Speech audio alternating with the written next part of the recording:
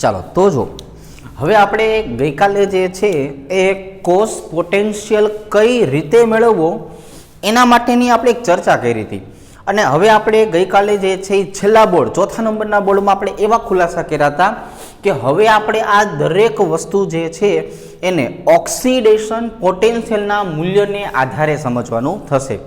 બુકની વાત કરીએ તો બુકમાં આપણને રિડક્શન પોટેન્શિયલના મૂલ્ય આપ્યા હશે પણ એનાથી સમજવામાં થોડીક એવી જે છે એ વાર લાગતી હતી એટલે આપણે સહેલી મેથડ કરવા માટે થઈને ઝડપથી આપણે સમજી શકીએ એટલા માટે આપણે કઈ મેથડ ડેવલપ કરી છે ઓક્સિડેશન પોટેન્શિયલ વાળી. બરોબર છે. જો તો આજે આપણે જે છે કાર્ય જે છે શું કરવાનું છે તો કે આજે આપણે કરવાનું છે E0 સેલ જેને કહેવામાં આવે છે પ્રમાણિત કોષ potential.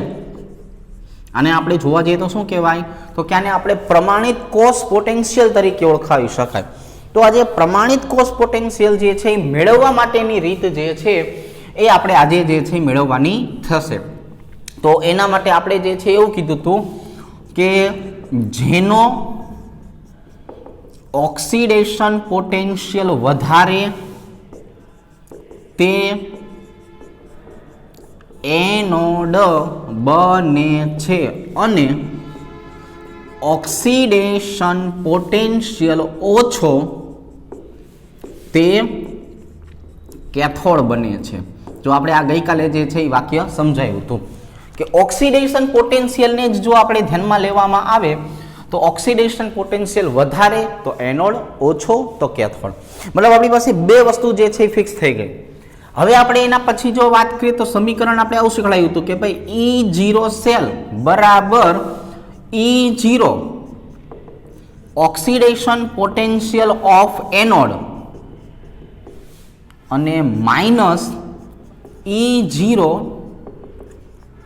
Oxidation potential of cathode. જો આવી રીતનું આપણે જે છે એ આવી રીતનું આપણે એક સમીકરણ જે છે એ સમીકરણ બનાવી શકાય કે ભાઈ આપણી પાસે જે છે એ E0 oxidation potential of anode અને E0 oxidation potential of cathode આ બંનેના મૂલ્યને આધારે આપણે આ સમીકરણ જે છે એમાં કિંમત જે છે કિંમત મૂકી શકાય.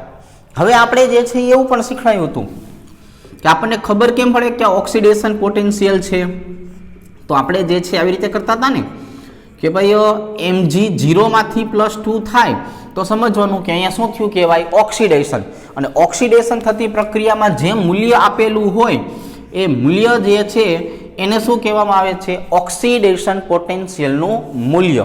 તો આપણે શું જોવાનું છે Mg 0 માંથી શું થાય છે Mg +2 થાય છે Mg 0 માંથી શું થાય છે Mg +2 થાય છે એટલા માટે આપણે એને શેના તરીકે ઓળખાવી શકાય ઓક્સિડેશન પોટેન્શિયલના મૂલ્ય તરીકે. ગઈકાલે આપણે જેટલા ઉપયોગી હતા એવા તમામે તમામ જે છે ઓક્સિડેશન પોટેન્શિયલના મૂલ્યો દર્શાવેલા હતા. હવે આપણે અત્યારે જે છે એ બે ઓક્સિડેશન પોટેન્શિયલના મૂલ્યો જે છે એને આધારે એક દાખલો ગણતા શીખડાવીએ કે ભાઈ અહીંયા આવી જશે એલ્યુમિનિયમ +3 જેનું મૂલ્ય જે છે કેટલું આવેલું હતું તો કે +1.66 વોલ્ટ. આ એલ્યુમિનિયમ જે છે એના ઓક્સિડેશન પોટેન્શિયલનું મૂલ્ય છે. તો હવે આપણે જે છે એ શું કરશું તો કે આને આધારે કોષ નિરૂપણ કરવાનું અને એનો જે છે E0 સેલ ગોતવાનો છે. તો આપણે કાર્ય જે છે એ શું કરવાનું છે તો કે કાર્ય જે છે આવું કરવાનું છે કોષ નિરૂપણ કરો. કોષ નિરૂપણ કર્યા પછી એનો કોષ પોટેન્શિયલ જે છે એ કોષ પોટેન્શિયલ નક્કી કરો. બરોબર છે. ચાલો તો હવે મેગ્નેશિયમ અને એલ્યુમિનિયમની વાત કરીએ તો આપણી પાસે બંને વસ્તુ છે એમાંથી ઓક્સિડેશન પોટેન્શિયલ કોનો વધારે છે તો કે મેગ્નેશિયમનો છે. એટલે અહીંયા આપણે જે છે શું લખવું પડશે કે એનોડ તરીકે જે છે કોણ વર્તવાનું છે મેગ્નેશિયમ અને કેથોડ જે છે એ કેથોડ તરીકે કોણ વર્તવાનું છે એલ્યુમિનિયમ. કેમ ખબર પડી તો આપણે વાક્ય લખાવ રહ્યું છે ને ઉપર કે જેનો ઓક્સિડેશન પોટેન્શિયલ વધારે તે એનોડ બને છે અને જેનો ઓક્સિડેશન પોટેન્શિયલ ઓછો તે કેથોડ બને છે. એટલે મૂલ્યની આધારે આપણે નક્કી કરી નાખ્યું છે. હવે આપણે વાત કરશું કોષ નિરૂપણ કરવાની. ચાલો તો કોષ નિરૂપણ કરવા માટે આપણે જે છે શેની જરૂર પડતી હતી તો કે એનોડ ઉપર ઓક્સિડેશન પ્રક્રિયા દર્શાવવાની, કેથોડ ઉપર રિડક્શન પ્રક્રિયા દેખાડવાની, ક્ષાર ક્ષેતુ જે છે એ ક્ષાર ક્ષેતુની મદદથી જે છે એને જોડવાનું. તો અહીંયા આપણે જે છે શું લખી નાખીએ તો કે અહીંયા આપણે લખી નાખીએ ક્ષાર ક્ષેતુ. ક્ષાર ક્ષેતુની ડાબી બાજુએ કોણ આવે? એનોડ. એનોડ ઉપર શું થતું જોઈએ? એનોડ ઉપર ઓક્સિડેશન જે છે એ ઓક્સિડેશન થતું હોવું જોઈએ. એટલે અહીંયા આપણે લખશું Mgમાંથી Mg+2 એટલે ઓક્સિડેશનની પ્રક્રિયા. આ ઇલેક્ટ્રોન મુક્ત કરશે. ઇલેક્ટ્રોન મુક્ત કરે એટલે અહીંયા માઇનસની નિશાની આવે. આ બાજુના ભાગની વાત કરીએ તો કોણ આવે? એલ્યુમિનિયમ. તો એલ્યુમિનિયમ એક્વિયસ અને અહીંયા જે છે એ શું આવી જશે? Aluminium solid. એટલે અહીંયા આવી જશે પોઝિટિવ, કારણ કે ઇલેક્ટ્રોન સ્વીકારનારો છે. તો હવે આપણી પાસે જે તૈયાર થયું આ વસ્તુ જે છે એ વસ્તુને કહેવામાં આવે છે કોષ નિરૂપણ. અહીંયા આપણી પાસે જે કંઈ પણ વસ્તુ તૈયાર થઈ છે એ વસ્તુને શું કહેવામાં આવે છે? એનું કોષ નિરૂપણ જે છે એ કોષ નિરૂપણ તરીકે ઓળખાવી શકાય. હવે આપણે આને આધારે જે છે એ જો કોષ પોટેન્શિયલ નક્કી કરવો હોય તો હવે અહીંયા આપણે જે છે શું લખી નાખીએ? કોષ પોટેન્શિયલ. તો કોષ પોટેન્શિયલ નક્કી કરવાનો થાય તો એના માટે આપણી પાસે સમીકરણ છે જ. જો એમાં કિંમત મૂકવાની E0 સેલ બરાબર E0 oxidation potential of anode minus અહીંયા લખી નાખશું E0 oxidation potential of cathode. બરાબર, એનોડ અને કેથોડ આવી રીતે આપણે દર્શાવી શકાય. હવે એના મતલબ એવો થયો કે ઓક્સિડેશન પોટેન્શિયલ ઓફ એનોડ છે તો એનોડ તરીકે કોણ વર્તે? તો કે E0 magnesium oblique magnesium +2 minus cathode તરીકે કોણ વર્તે છે? એલ્યુમિનિયમ. એટલે અહીંયા લખવાનું E0 એલ્યુમિનિયમ ઓબ્લિક એલ્યુમિનિયમ +3. એટલે મેગ્નેશિયમ અને એલ્યુમિનિયમની કિંમતનો તફાવત જોવાનો. ચલો, મેગ્નેશિયમની કિંમત કેટલી છે? તો કે 2.36 અને માઇનસ એલ્યુમિનિયમની કિંમત કેટલી છે? તો કે એની કિંમત છે +1.66. તો હવે આપણે જે છે એ બંનેનો તફાવત મેળવી લઈએ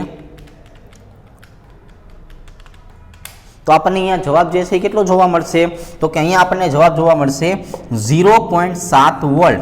તો એનો મતલબ એવો થયો કે તમે મેગ્નેશિયમ અને એલ્યુમિનિયમ જે છે એ બંનેને આધારે જોવા જાઓ તો એ બંનેને આધારે જે કોષ પોટેન્શિયલ આપણને મળવાનો છે એ કોષ પોટેન્શિયલની કિંમત કેટલી મળવાની છે? 0.7 જે છે એ મળવાની થશે.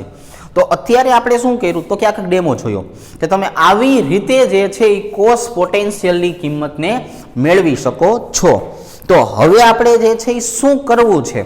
તો કે હવે આપણે જે છે એ આવી જ રીતે બધા જ વધારાના દાખલાઓ જે છે એ ગણવાના થશે. તો આપણે આ સૂત્રને અને આ મેથડ જે છે એને પકડી રાખશું. આને આધારે દાખલા ગણવાના થશે. અને હવે આપણે શું કરશું તો કે ઓક્સિડેશન પોટેન્શિયલ જ લખશું. એટલે આપણે આવું નથી દર્શાવતા કે Mgમાંથી Mg+2 થાય કે એલ્યુમિનિયમમાંથી એલ્યુમિનિયમ પ્લસ થાય. હવે આપણે Mg એલ્યુમિનિયમ એના બરાબર શું કરી નાખશું? 2.36. એ ઓટોમેટિક શું દર્શાવતું હશે? એ ઓટોમેટિક દર્શાવતું હશે એનું ઓક્સિડેશન પોટેન્શિયલનું મૂલ્ય. ખ્યાલ આવી જશે? ચાલો, તો આજે છે એ શું થયું તો કે આ આપણું જે છે એ પહેલું બોર્ડ થયું જેમાં આપણે મેગ્નેશિયમ અને એલ્યુમિનિયમના ઉદાહરણ દ્વારા જે છે એ કઈ રીતે સમજાવી શકાય એની ચર્ચા કરી.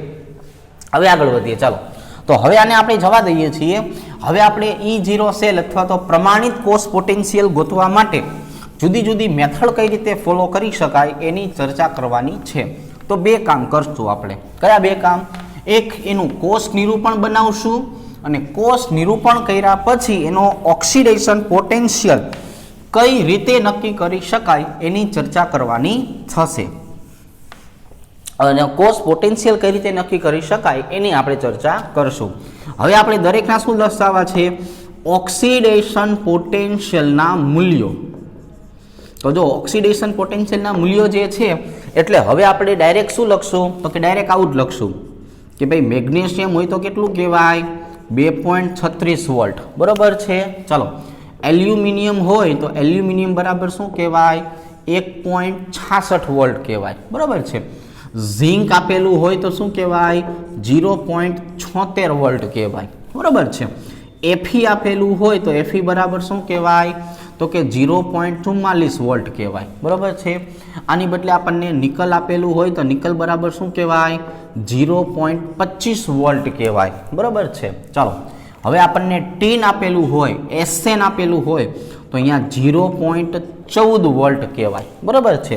એવી રીતે આપણને હાઇડ્રોજન આપેલું હોય તો હાઇડ્રોજન બરાબર શું કહેવાય? 0.0 વોલ્ટ કહેવાય।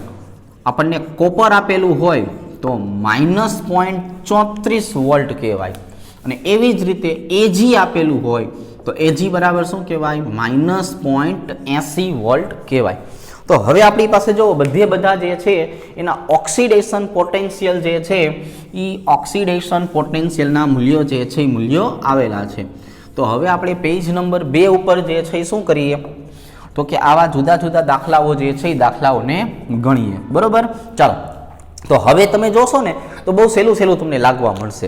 આપણે 2 કામ કરવાના છે। કયા 2 કામ કરવાના છે? પહેલું કામ કે આપણી પાસે કોષ નિરૂપણ કરવાનું છે અને જે નિરૂપણ માટે એનોડ અને કેથોડ લેવાના છે એ બેને જો જોડવામાં આવે તો કેટલો પોટેન્શિયલ ઉત્પન્ન કરી શકે છે એ પોટેન્શિયલનું મૂલ્ય આપણે આજે નક્કી કરવાનું છે। અને આપણે એને E0 કોષ કે E0 સેલ કહેશું। E0 નો મતલબ પ્રમાણિત કોષ પોટેન્શિયલ તરીકે ઓળખાવી શકાય છે। હવે સાંભળજો, ચાલો, તો આપણે મેગ્નેશિયમ અને એલ્યુમિનિયમનું ઉદાહરણ શીખાતા। હવે આપણે અત્યારે જે છે એ વાત કરવી છે ઝિંક વત્તા Fe વિશે। હવે આપણે વાત કરવી છે નિકલ વત્તા Sn વિશે। હવે આપણે વાત કરવી છે કોપર વત્તા Ag વિશે, બરાબર। તો જો અહીંયા જે કોષ પોટેન્શિયલના મૂલ્ય છે એ બધા ઓક્સિડેશન છે। જેનો ઓક્સિડેશન પોટેન્શિયલ વધારે હોય એને શું કહેવાય? એનોડ, અને ઓછો હોય એને શું કહેવાય? કેથોડ। તો એનો મતલબ ઝિંક શેના તરીકે વર્તે? એનોડ તરીકે। Fe શેના તરીકે વર્તે? કેથોડ તરીકે।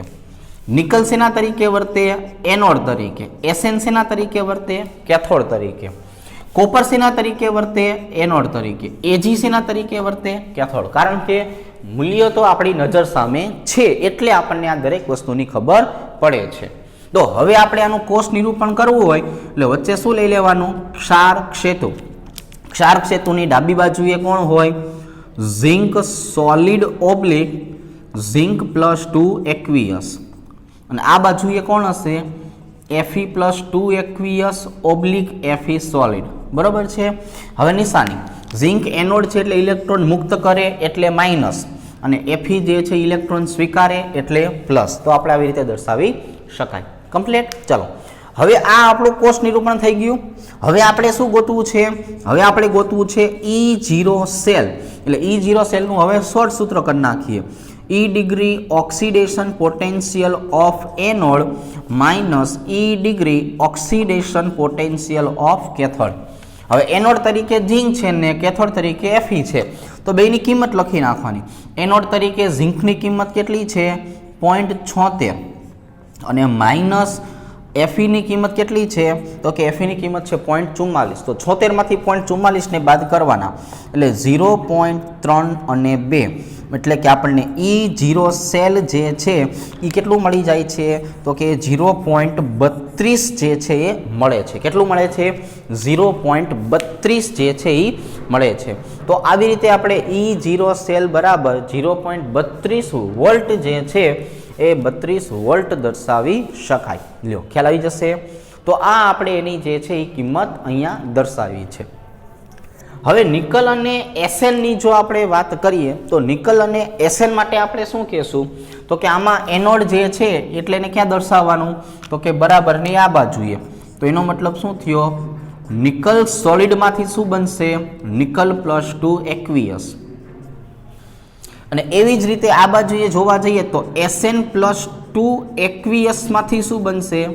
Sn solid. હવે જે નિકલ છે એની વાત કરીએ તો અહીંયા જે છે ઇલેક્ટ્રોન મુક્ત કરશે, Sn ઇલેક્ટ્રોન સ્વીકારશે, એટલે માઇનસ અને પ્લસ। તો હવે આપણે અહીંયા વાત કરવી હોય E0 સેલ તો અહીંયા શું આવી જશે? E degree oxidation potential of anode minus આવી જશે E degree oxidation potential of cathode. Anode અને કેથોડની આપણે વાત કરીએ તો E degree oxidation potential of anode એટલે કે નિકલની કિંમત જુઓ તો કેટલી છે? તો કે એની કિંમત છે 0.25, અને Sn ની વાત કરીએ તો Sn ની કિંમત કેટલી છે? 0.14। તો હવે આપણે 25 જે છે એમાંથી 14 ને બાદ કરીએ એટલે શું વધશે? 0.11 વોલ્ટ જે છે એ આપણને E0 સેલ માટે મળે છે. કોના માટે મળે છે? E0 સેલ માટે. તો તમે સમજી શકો છો કે હવે આપણી પાસે અહીંયા E0 સેલ બરાબર શું આવી ગયો? તો કે બરાબર આવી ગયું છે 0.11 વોલ્ટ. કેટલું આવી જાય છે? 0.11 વોલ્ટ આપણને જે છે એ જોવા મળે છે. હવે આપણી પાસે કોપર અને એજી આવેલું છે. કોણ આવેલું છે? કોપર અને એજી. તો કોપર અને એજીની જો વાત કરીએ તો એની અંદર કોપર એનોડ તરીકે વર્તે અને એજી શેના તરીકે વર્તે? તો કે કેથોડ તરીકે. તો હવે આપણે કોપરને દર્શાવવું હોય તો શું કહેવાય? Copper solid oblique copper +2 aqueous.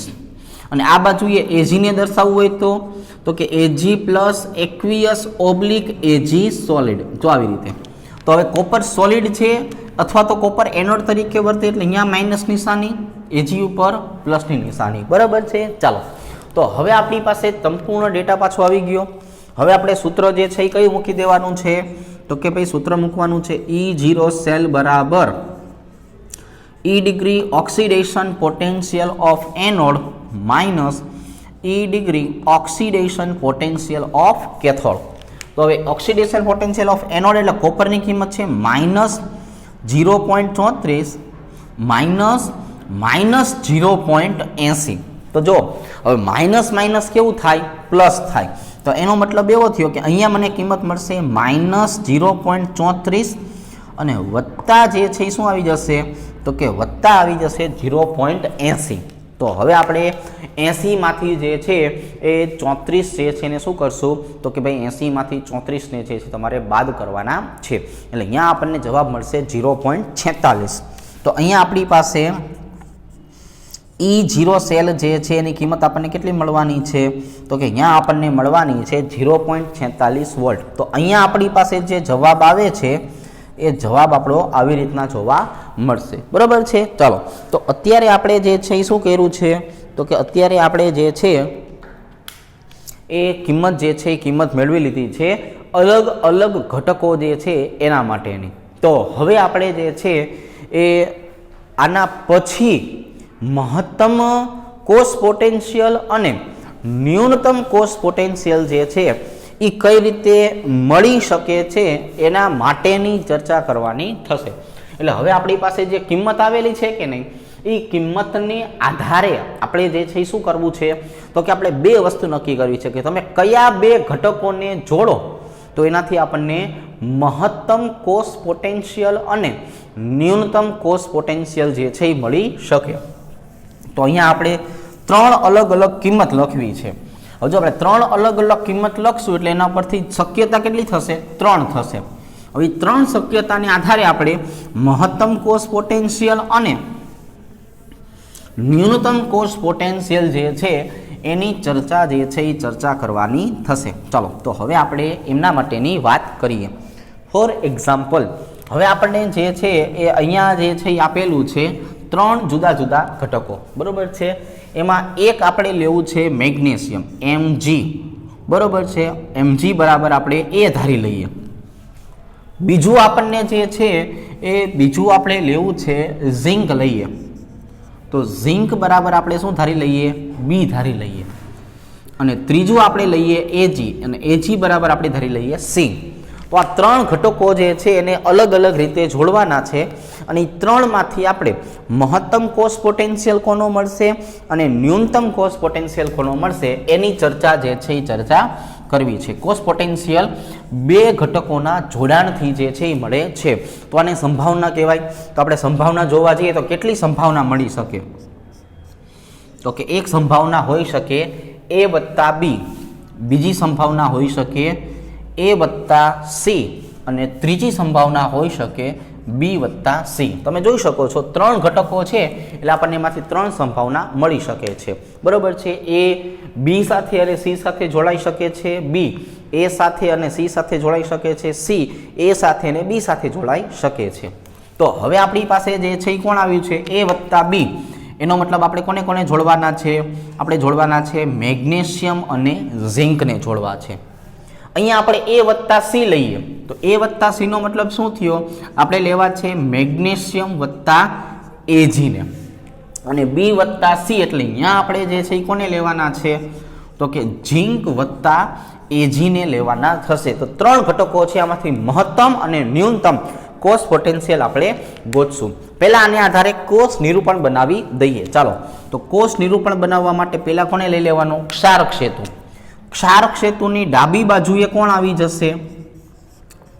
તો કે magnesium solid oblique magnesium +2 aqueous, બરોબર છે. અને આ બાજુએ કોણ આવી જશે? Zinc +2 aqueous oblique zinc solid, બરોબર. આપણે આની પહેલા પણ જો એક વસ્તુની ચર્ચા કરેલી હતી. શું ચર્ચા? કે આપણે એવું ધારી નથી લેવાનું કે કોઈ ઘટક છે એ ફરજિયાત એનોડ તરીકે જ વર્તે, કોઈ ઘટક ફરજિયાત કેથોડ તરીકે પણ વર્તે. આ દરેક વસ્તુ છે એ કેવી છે? સાપેક્ષ ગુણધર્મવાળી છે. કેવી છે? સાપેક્ષ ગુણધર્મવાળી. કે ભાઈ જેનો ઓક્સિડેશન પોટેન્શિયલ વધારે એને તમારે એનોડ કહેવાનું, અને જેનો ઓછો એને આપણે જે છે એ કેથોડ કહેવાનું. મતલબ તમારે ઓક્સિડેશન પોટેન્શિયલના મૂલ્યને બાજુમાં રાખીને નક્કી કરવાનું છે કે દરેક વખતે ઘટક એનોડ તરીકે વર્તી શકે છે, એ જ ઘટક કેથોડ તરીકે પણ વર્તી શકે છે. કોની બાજુમાં રાખીને સરખામણી કરો છો એ વસ્તુ અગત્યની થશે. તો હવે આપણી પાસે મેગ્નેશિયમ અને ઝિંક માટેની જે છે એ વસ્તુ આવી ગઈ છે. તો મેગ્નેશિયમ અને ઝિંકને આધારે આપણે એનું કોષ નિરૂપણ કરી નાખ્યું. હવે એનો કોષ પોટેન્શિયલ મેળવીએ. જો એટલે E0 સેલ બરાબર અહીંયા આપણી પાસે સમીકરણ શું છે? E degree oxidation potential of anode minus E degree oxidation potential of cathode, એટલે એનોડ માઇનસ કેથોડ, આવી રીતનું થશે. હવે આપણે તમે જુઓ અહીંયા કે E degree oxidation potential of એનોડની જો ચર્ચા આપણે કરીએ, એનોડ, તો એનોડ માટે જે છે એ શું કરવાનું છે? તો કે મેગ્નેશિયમ, એની કિંમત છે 2.36 અને માઇનસ અહીંયા કેટલું આવી જશે? 0.76. તો એનો મતલબ તમે આ બેનો તફાવત કાઢો, બાદબાકી આની તમે કરો, એટલે કે 2.36 માઇનસ 0.76 એટલે આપણને 1.16 જવાબ મળે છે. કેટલો જવાબ મળે છે? 1.6 જે છે 6 વોલ્ટ જોવા મળે છે, 1.6. તો આ આપણી પાસે જે છે એ એક ઘટકનો જવાબ થયો. હવે આમાં કોણ મોટું છે કોણ નાનું છે હજુ આપણને ખબર નથી, કેમ કે આપણે દરેક ઘટકોને સોલ્વ કરવા પડે. હવે મેગ્નેશિયમ અને Agની વાત કરીએ તો મેગ્નેશિયમની કિંમત કેટલી છે? 2.36 પ્લસમાં છે અને Agની કિંમત -0.80માં છે. તો એનો મતલબ કે મોટું કોણ થયું? એનોડ. તો એનોડ તરીકે મેગ્નેશિયમને લેવાનું, એટલે અહીંયા શું આવી જશે? તો કે અહીંયા આવી જશે magnesium solid oblique magnesium +2 aqueous, અને અહીંયા કોણ આવી જશે? Ag + aqueous oblique Ag solid. તો જો આપણી પાસે બે ઘટકો થઈ ગયા તૈયાર, આ એનોડ, આ કેથોડ, આ આપણું સૂત્ર કે E0 સેલ તમારે ગોતવું છે. તો E0 સેલ ગોતવા માટેનું સૂત્ર શું થાય? તો આપણે લખી શકીએ ને કે E0 oxidation potential of anode minus E0 oxidation potential of cathode, બંને તમે દર્શાવી શકો છો. હવે આપણી પાસે ઓક્સિડેશન પોટેન્શિયલ ઓફ એનોડ જે છે એ એનોડની કિંમત શું છે? તો કે E0 ઓક્સિડેશન પોટેન્શિયલ ઓફ એનોડની કિંમત છે 2.36 માઇનસ -0.80 વોલ્ટ. તો એનો મતલબ એવો થયો ને કે 2.36 વત્તા 0.80 વોલ્ટ જે છે એ કેવા થઈ ગયા? પ્લસ થઈ ગયા. મતલબ હવે આપણે જે છે એ આની અંદર મૂલ્ય જે છે એ મૂલ્યને શું કરવું પડશે? વધારવું પડશે. એટલે આપણે જોવા જઈએ તો અહીંયા આપણને જે છે એ મૂલ્ય કેટલું જોવા મળવાનું છે? તો કે અહીંયા આપણને E0 સેલ છે એની કિંમત આપણને જોવા મળશે +3.16 વોલ્ટ. કેટલી જોવા મળવાની છે? +3.16 વોલ્ટ જોવા મળવાની છે. હજુ આપણે આ બેની સરખામણી કરી છે, આપણે 3ની સરખામણી કરવાની છે. એટલે હવે આપણી પાસે ઝિંક અને Ag આવી ગયું. તો ઝિંક અને Agને આધારે આપણે જે છે એ કોષ નિરૂપણ કરવાનું થાય. તો ઝિંકને એનોડ તમે બનાવી દો તો શું આવશે? Zinc solid oblique zinc +2 aqueous. એના બરાબર અહીંયા આપણે શું લખવાનું છે? તો કે Ag + aqueous oblique Ag solid, બરોબર છે. ચાલો, તો હવે આપણી પાસે તમામ વસ્તુ તૈયાર થઈ ગઈ છે. સૂત્ર તો આપણને હવે હૈયા થઈ ગયું છે કે E0 સેલ બરાબર શું કહેવાય? E degree oxidation potential of anode minus કરીને આપણે શું કરી નાખવાનું છે? Degree oxidation potential of cathode. તો એનોડ અને કેથોડ આ બંનેની જો ચર્ચા કરીએ તો બંને માટે આવી રીતે દર્શાવી શકાય. હવે જો ઝીંકની કિંમત કેટલી હતી તો કે 0.76 માઇનસ 0.80. તો એનો મતલબ જે છે એ શું થયો કે હવે માઇનસ માઇનસ તો પ્લસ થઈ જવાનું. તો અહીંયા હું શું લખી નાખું 0.76 વત્તા 0.80. અહીંયા હું શું લખી નાખું કે ભાઈ 0.76 વત્તા 0.80 આવી રીતે આપણે દર્શાવવું પડે. તો અહીંયા આપણી પાસે જવાબ જે છે એ કેટલો હોવો જોઈએ તો કે અહીંયા આપણી પાસે જવાબ જે છે એ બંનેના સરવાળા જે છે એ સરવાળા જેટલો હોવો જોઈએ. એટલે બંનેનો સરવાળો આપણે જોવા જઈએ તો અહીંયા આપણી પાસે જે મૂલ્ય આવવાનું છે એ મૂલ્યને આપણે જે છે એ આવી રીતના દર્શાવી દેશું. બરાબર છે, આવી રીતે જો કે અહીંયા આપણી પાસે હવે આવી જશે 1.56 વોલ્ટ. તો આપણી પાસે હવે ત્રણ ઘટક આવી ગયા છે કે ત્રણ કિંમતની જો આપણે વાત કરીએ તો એક કિંમત છે 1.6 વોલ્ટ, એક કિંમત આપી છે 3.16 વોલ્ટ અને એક કિંમત આવે છે 1.56 વોલ્ટ. અહીંયા 60 કરી નાખું એટલે આપણે 60 અને 56 ખબર પડે. તો સૌથી વધારે જે છે એને આપણે નામ આપવાનું છે મહત્તમ કોષ પોટેન્શિયલ. જે સૌથી વધારે છે એને શું નામ આપવાનું છે મહત્તમ કોષ પોટેન્શિયલ. અને આ ત્રણમાંથી જે સૌથી ઓછું છે સૌથી નાનું જે છે એને આપણે નામ આપવાનું છે ન્યૂનતમ કોષ પોટેન્શિયલ. એને આપણે શું નામ આપવાનું છે ન્યૂનતમ કોષ પોટેન્શિયલ તરીકે ઓળખાવી શકાય. તો હવે આપણી પાસે ફરીથી પાછા ત્રણ ઘટકો જે છે એ તૈયાર થઈ ગયા છે જેની અંદર આપણે જે છે શું કરેલું છે તો કે જેની અંદર આપણે જે છે આવું કામ કરેલું છે કે ભાઈ ત્રણ ઘટકો જે હતા એ ત્રણ ઘટકોમાંથી કોની કિંમત વધારે મળે છે અને કોની કિંમત ઓછી મળે છે એને આધારે મહત્તમ કોષ પોટેન્શિયલ અને ન્યૂનતમ કોષ પોટેન્શિયલ જે છે એને દર્શાવી શકાય છે. એને આપણે જે છે આ રીતે લખી શકાય છે, એને આ રીતે આપણે રજૂ કરી શકાય છે. ખ્યાલ આવી જશે? ચાલો, તો હવે આપણે જે છે એ અહીંયા પછી પાછા આગળ જઈએ, જુદા જુદા ઘટકોનું જોડાણ કરીએ અને હવે આપણે અહીંયા કોષ નિરૂપણ કરતા નથી. કારણ કે હવે આપણને કોષ નિરૂપણ છે એનું મતલબ ખબર પડી ગઈ છે કે ભાઈ એનોડ અને કેથોડને કઈ રીતે લખી શકાય. હવે આપણે જે છે એ માત્ર શું કરશું, જે બે ઘટકોને જોડવાના છીએ એનું જે છે એ મૂલ્ય જે છે એ મૂલ્ય ડાયરેક્ટ ગોતવાનું થશે. બરાબર, ચાલો તો હવે પાછા આપણે આના કરતાં આગળ જઈએ અને થોડા ઘણા ઘટકો જે છે એના મૂલ્ય જે છે એ મૂલ્યને ગોતીએ. બરાબર, પછી હું તમને આજે વાયુ વિદ્યુત ધ્રુવ હોય તો એનું કોષ નિરૂપણ કઈ રીતે કરવું એની થોડી ઘણી માહિતી આપીશ. બરાબર છે, ચાલો પહેલાં આટલું આપણે જવા દઈએ છીએ.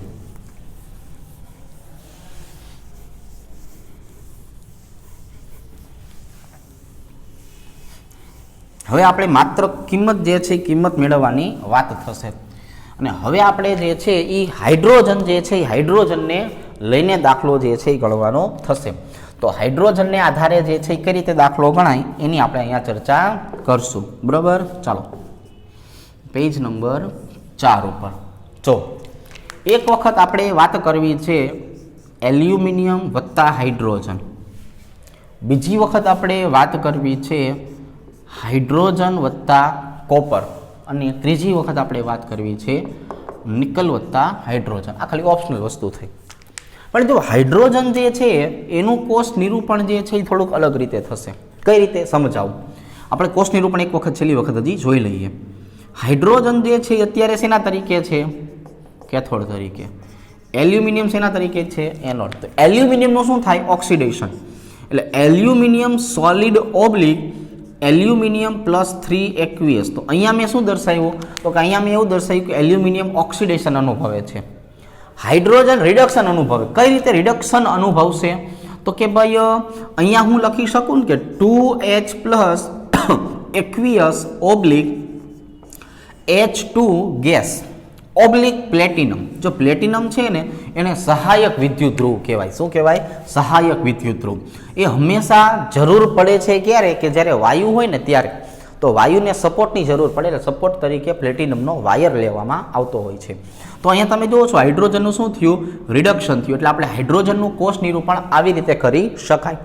હવે હાઇડ્રોજનની કિંમત તો આપણને ખબર છે કેટલી છે 0, તો એનો મતલબ આપણે જે E0 સેલ ગોતવાનો છે એ તો કઈ રીતે મળશે, એલ્યુમિનિયમ માઇનસ હાઇડ્રોજન. તો એલ્યુમિનિયમની કિંમત કેટલી હતી 1.66 માઇનસ 0.0. તો જવાબ આપણી પાસે કયો આવી જશે, તો કે જવાબ આવી જશે E0 જે છે એ E0 સેલનું મૂલ્ય આવી જવાનું છે +1.66. બરોબર. આપણે એક નાનકડી વાત યાદ રાખશું કે E0 સેલ જે છે એ E0 cell always B positive જ આવશે. કેટલું આવશે, E0 સેલ હંમેશા પોઝિટિવ કિંમત જ આવશે. શું કામ પોઝિટિવ કિંમત જ આવશે, કારણ તો જ કોષ કાર્ય કરતો કહેવાય. જો માઇનસમાં કિંમત આવે તો કોષ કાર્ય કરતો કહેવાય નહીં. હવે જો અહીંયા આપણને ખબર પડશે કઈ રીતે. ફોર એક્ઝામ્પલ હવે હાઇડ્રોજન એનોડ છે. જો અહીંયા હાઇડ્રોજન છે એ કેવો છે એનોડ, અને અહીંયા કોપર છે એ કેવો છે તો કે એ કેથોડ છે. તો હવે આપણે આ એનોડ અને કેથોડની વાત કરીએ તો આમ દર્શાવશું ક્ષાર ક્ષેતુ. હાઇડ્રોજન જે છે ને એને એનોડ હોય એટલે એનું ઓક્સિડેશન કરવાનું. હવે જો ઓક્સિડેશન કઈ રીતે થશે એ સમજીએ તો કે પ્લેટિનમ જે છે એ સહાયક ઘટક છે, પણ હાઇડ્રોજન ગેસમાંથી શું બનાવવાનું તમારે 2H પ્લસ એક્વિયસ. 0માંથી પ્લસ એટલે શું કહેવાય ઓક્સિડેશન. અહીંયા જે લખ્યું તેના કરતાં ઊંધું લખ્યું, બસ નવું કંઈ કર્યું નથી. ઇલેક્ટ્રોન મુક્ત કરે એટલે માઇનસ. આ બાજુ એ કોણ આવશે કોપર, તો અહીંયા આપણે દર્શાવવું પડશે કોપર +2 ઓબ્લિક શું આવી જશે કોપર સોલિડ. ઇલેક્ટ્રોન સ્વીકારે છે એટલે શું કરવું પડશે પ્લસ કરવું પડે. તો હવે તમે ફરીથી જુઓ કે E0 સેલ આપણે ગોતવો હોય તો આપણે હાઇડ્રોજન માઇનસ કોપર કરવું પડશે.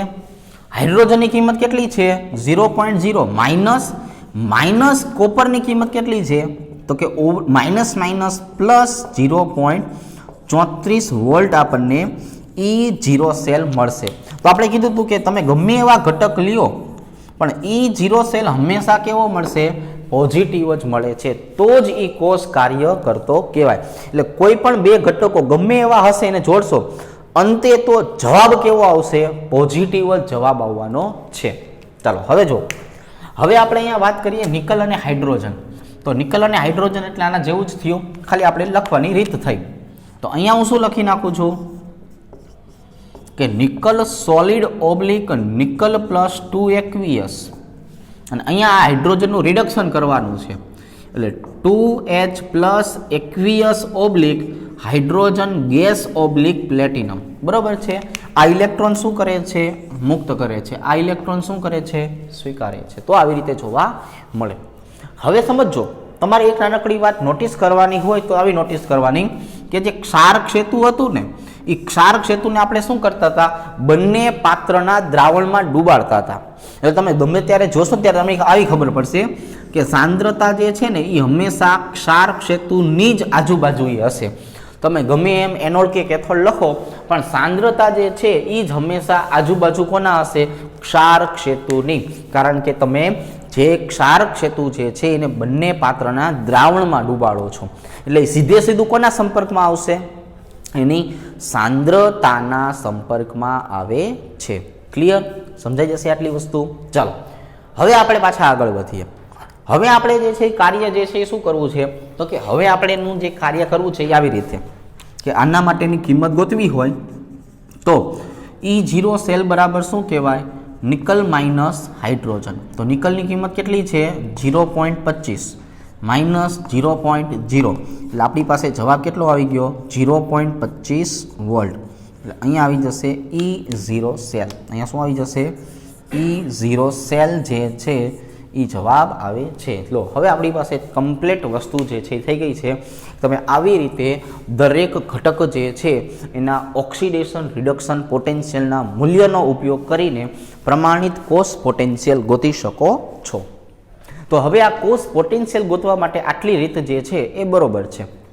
હવે આપણે વાયુ વિદ્યુત ધ્રુવ હોય અને એને આપણે જે છે દર્શાવવાનું થાય તો વાયુ વિદ્યુત ધ્રુવને કઈ રીતે લખવું એની ચર્ચા કરશો. એનું કોષ નિરૂપણ જે છે એ કરશું.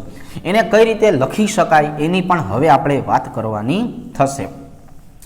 તો એના માટે થઈને આપણે જે છે એ વાયુ વિદ્યુત ધ્રુવો જે છે એ થોડાક જોઈએ કે ભાઈ આની ઉપરાંત વાયુ વિદ્યુત ધ્રુવ તરીકે કયા કયા ઘટકો જે છે એ આવી શકે છે. તો એના માટે થઈને હવે આપણે જે છે ને એ કિંમત લખવી પડશે. તો વાયુ વિદ્યુત ધ્રુવ જે છે એમાં આપણે ક્લોરીનની વાત કરશું. બરાબર, શેની વાત કરશું? ક્લોરીન. ક્લોરીનનું રિડક્શન કઈ રીતે, ઓક્સિડેશન કઈ રીતે થતું કહેવાય? તો કે 2Cl - Cl2. બરાબર છે, જો આવી રીતે થતું હોય તો અને આની કિંમત આપણે જોવાની છે -1.26. બરાબર છે. હવે આપણી પાસે જે કિંમત આની આવે છે એ આપણે લખી નાખીએ. ક્લોરીન આયનમાંથી ક્લોરીન બને છે એની કિંમત આપણે દર્શાવી દઈએ આવી રીતે. અને એક ધાતુ ઘટક લઈ લઈએ. ધાતુ ઘટક તરીકે ઓરમ લઈ લઈએ. ઓરમમાંથી ઓરમ +3 બને એની કિંમત આવશે -1.40 વોલ્ટ. એની કિંમત કેટલી આવે છે? -1.40 વોલ્ટ જે છે એ આવે છે. તો હવે આપણે જે છે એ બે ઘટકો લેવાના છે. કેટલા ઘટકો લેવા છે? બે ઘટકો. એક લેવું છે મારે મેગ્નેશિયમ વત્તા ક્લોરીન અને એક મારે લેવું છે ક્લોરીન વત્તા ઓરમ. જો કિંમત તો છે જ આપણી પાસે, બધા ઓક્સિડેશન પોટેન્શિયલ જ છે. એટલે ક્લોરીન અહીંયા શેના તરીકે વર્તે? કેથોડ તરીકે. અને મેગ્નેશિયમ અહીંયા શેના તરીકે વર્તે? એનોડ તરીકે. ક્લોરીન અહીંયા શેના તરીકે વર્તે? એનોડ તરીકે. ઓરમ અહીંયા શેના તરીકે વર્તે? કેથોડ તરીકે. બરાબર. તો હવે આપણી પાસે અહીંયા જે છે એ કિંમત આવેલી છે એ આવી રીતે દર્શાવી દીધી. તો એનોડનું સમીકરણ કઈ રીતે લખાય? તો કે એનોડનું કામ શું છે? ઇલેક્ટ્રોન મુક્ત કરવાનું. એટલે મેગ્નેશિયમ જે છે એમાંથી સમીકરણ આવું બનશે: magnesium solid oblique magnesium +2 aqueous વત્તા 2 ઇલેક્ટ્રોન. એટલે આ પ્રક્રિયાને કઈ પ્રક્રિયા કહેવાય? ઓક્સિડેશન પ્રક્રિયા. હવે આ જ વસ્તુ મારે કેથોડ માટે લખવી હોય તો કેથોડ માટે શું થશે? આના કરતાં ઊંધું થશે કે કેથોડ ઇલેક્ટ્રોન જે છે એ સ્વીકારશે. સ્વીકાર એનો મતલબ આવો થયો કે ભાઈ ક્લોરીન ગેસ જે છે એ 2 ઇલેક્ટ્રોન સ્વીકારે અને પછી એમાંથી શું બનવાનું છે? 2Cl - એક્વિયસ બનશે. એટલે આ પ્રક્રિયા જે છે ને શું કહેવાય? રિડક્શન પ્રક્રિયા કહેવાય. અને હવે કુલ રેડોક્સ પ્રક્રિયા આપણે લખવી હોય તો કુલ રેડોક્સ પ્રક્રિયા આવી રીતે થશે કે ભાઈ અહીંયા આપણી પાસે કોણ આવેલું છે? તો કે અહીંયા આપણી પાસે આવેલું છે મેગ્નેશિયમ સોલિડ વત્તા ક્લોરીન ગેસ. અને જેમાંથી શું બનેલું હશે? જેમાંથી બનેલું હશે મેગ્નેશિયમ +2 એક્વિયસ વત્તા 2Cl - એક્વિયસ. રેડી? ચાલો, તો હવે આનું કોષ નિરૂપણ તમને કરવાનું કે તો આ બાજુએ મેગ્નેશિયમને તો આપણે જે રીતે લખતા હતા એ જ રીતે લખવાનું. Magnesium solid oblique magnesium +2 aqueous. પણ ક્લોરીનનું રિડક્શન થતું દેખાડવાનું. રિડક્શન કઈ રીતે થાય? તો કે ભાઈ ક્લોરીનનું રિડક્શન કરવું હોય તો આપણે અહીંયા એની સાંદ્રતા લખવી પડશે અને સાંદ્રતાને આધારે તમારે વાયુનો તફાવત લખવો છે. એટલે થોડુંક ઊંધું કરવું પડશે. તો અહીંયા જે છે એ શું આવશે? 2Cl - aqueous oblique Cl2 gas oblique platinum. હવે સાંભળજો, હકીકતમાં અહીંયા જે છે એ થવું શું જોઈતું હતું? રિડક્શન થવું જોઈતું હતું. પણ આપણે એક નાનકડું વાક્ય સમજાયું કે ક્ષારક સેતુ જે છે એ કોના સંપર્કમાં આવવું જોઈએ? તો કે ભાઈ ક્ષારક સેતુ જે છે એ સાંદ્રતાના સંપર્કમાં આવવું જોઈએ. હકીકતમાં અહીંયા જે છે એ રિડક્શન આને કહેવાય. Cl2/2Cl- કરીએ તો 0માંથી માઇનસ થાય એટલે એને રિડક્શન પ્રક્રિયા કહેવાય. પણ જ્યારે વાયુ વિદ્યુત ધ્રુવ આવેલા હોય કે નહીં ત્યારે એને દર્શાવવાની રીત આવી જ રહેશે. હું આની બદલે આ રીતે જે છે એ દર્શાવવાનો છું. કારણ કે દર્શાવવાનું આ રીતે છે, સાચી વસ્તુ આ છે. પણ ક્ષારક સેતુ હંમેશા કોના સંપર્કમાં આવે? સાંદ્રતાના. એટલા માટે તમારે યાદ રાખવાનું છે કે જ્યારે વાયુ વિદ્યુત ધ્રુવ હોય, આ વાયુ વિદ્યુત ધ્રુવ જ્યારે પણ તમે દર્શાવવાનો થાય ત્યારે એના માટે આપણે સાંદ્રતાને પહેલાં લખવી પડે. તો અહીંયા રિડક્શન જે છે એની બદલે ઓક્સિડેશન થતું હોય તો પણ આપણે દર્શાવવું પડે. તો એ વાયુ માટે અપવાદ રહેશે કે આપણે આ રીતે એની રજૂઆત કરવી પડશે. શું કામ? કારણ કે સાંદ્રતા ક્ષારક સેતુના સંપર્કમાં હોવી જોઈએ. ચાલો, હવે આપણે અહીંયા જે છે એ ક્લોરીનની વાત કરીએ તો ક્લોરીન જો એનોડ તરીકે વર્તે. હવે જ્યારે ક્લોરીન એનોડ તરીકે વર્તતો હોય ને ત્યારે એને આપણે પ્રક્રિયા લખવાની થાય તો આવી રીતે લખાય કે 2Cl - એક્વિયસ છે એમાંથી શું બનશે? Cl2 ગેસ વત્તા 2 ઇલેક્ટ્રોન. જો તો ઓક્સિડેશન કહેવાય ને. તો પ્રક્રિયા આ રીતે લખવાની. હવે આપણે આની બદલે કેથોડ ઉપરની પ્રક્રિયા લખતા હોય તો કેથોડમાં કોણ છે? ઓરમ. તો ઓરમ જે છે ઇલેક્ટ્રોન સ્વીકારશે તો ઓરમ પ્લસ 3 એક્વિયસ વત્તા 3 ઇલેક્ટ્રોન સ્વીકારે એટલે એમાંથી શું બનશે? તો કે એમાંથી બનશે ઓરમ સોલિડ. અને આને આપણે કહેવાનું છે રિડક્શન પ્રક્રિયા. પણ અહીંયા તમે જુઓ તો 2 ઇલેક્ટ્રોન અને 3 ઇલેક્ટ્રોન એટલે ઇલેક્ટ્રોનનો લસા કેટલો થાય? 6. તો આપણે 6 વડે આને દર્શાવવું પડે. એટલા માટે અહીંયા જે છે એ શું કરી નાખશું? તો કે અહીંયા લખી નાખશું 6Cl માઇનસ, અહીંયા આવી જશે 3Cl2 અને અહીંયા આવી જશે 6 ઇલેક્ટ્રોન. આને 6 વડે કરવા માટે 2Au પ્લસ 6 ઇલેક્ટ્રોન અને 2Au સોલિડ. હવે આ બેનો લસા જે છે એ કમ્પ્લીટ થઈ ગયો. તો ઇલેક્ટ્રોન ઇલેક્ટ્રોન કેવા થાય? કેન્સલ. એટલે હવે અહીંયા રેડોક્સ પ્રક્રિયાની જો આપણે વાત કરીએ તો શું બનશે? 6 ક્લોરીન માઇનસ એક્વિયસ વત્તા 2Au plus 3 aqueous gives 3Cl2 gas વત્તા 2Au સોલિડ. આવી રીતના પ્રક્રિયા જે છે એ પ્રક્રિયા આપણને મળી શકે. અને આનું ક્ષારક સેતુનું નિરૂપણ કરવું હોય તો આવી રીતે કે ભાઈ ક્ષારક સેતુની ડાબી બાજુએ કોણ આવશે? તો કે ભાઈ ક્લોરીન. હવે અહીંયા સાંદ્રતા લખવાની છે એટલે platinum oblique chlorine gas oblique 2Cl minus aqueous. અહીંયા જુઓ તમે રિડક્શન થયું છતાં પણ આપણે આ જ રીતે લખવું પડે, કારણ કે સાંદ્રતા જે છે ક્ષારક સેતુના સંપર્કમાં આવે. તો તમારે યાદ રાખવાનું વાયુ વિદ્યુત ધ્રુવ માટે અપવાદ આવે છે. બરાબર. ચાલો હવે આ બાજુએ કોણ આવશે? ઓરમ. તો ઓરમ પ્લસ 3 એક્વિયસ ઓબ્લિક કોણ આવી જશે? ઓરમ સોલિડ. બરાબર. ચાલો એટલે આ બાજુએ માઇનસ, આ બાજુએ પ્લસ થઈ ગયું. સમજાઈ જશે. ચાલો તો હવે આપણે જે છે એ વાયુ વિદ્યુત ધ્રુવ હોય તો એમાં આપણે અપવાદ રૂપ રીતે કઈ રીતે સમજાવતા હતા, કઈ રીતે ઘટતા હતા, કઈ રીતે વધતા હતા, એની તમામ પ્રકારની માહિતી જે છે અહીંયા લખેલી છે. તો હવે આટલી વસ્તુ જે છે એ સમજાઈ જશે, ખ્યાલ આવી જશે. હવે આવતીકાલે આપણે બિન પ્રમાણિત કોષ પોટેન્શિયલ વિશેની માહિતી મેળવવાની થશે. શેના વિશેની માહિતી મેળવશું? બિન પ્રમાણિત કોષ પોટેન્શિયલ. તો આજ માટે આપણે અહીંયા સુધી રાખીએ છીએ. ઓકે, ચલો, થેન્ક યુ.